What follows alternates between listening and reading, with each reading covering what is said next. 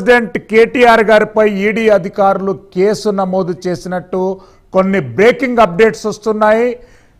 కవిత ED విచారణ కేసులో ముందు నుండి కూడా కేటీఆర్ గారు అత్యుత్సాహంగా చెల్లెలను ప్రొటెక్ట్ చేసేందుకు ప్రయత్నాలు అనేటివి కొనసాగుతున్నటువంటి అంశం మనందరికీ తెలుసు.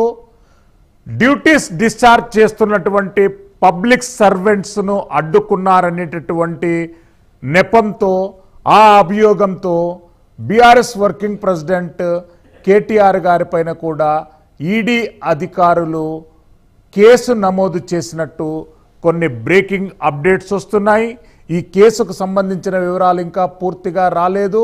ఏ సెక్షన్లపై ప్రభుత్వ అధికారులను నిర్బంధించడం కానీ లేదంటే అధిరోహించడం కానీ అలాంటి అంశాలపైన ఏ సెక్షన్లను ఉపయోగించి ఈడీ అధికారులు కేసు నమోదు చేశారు.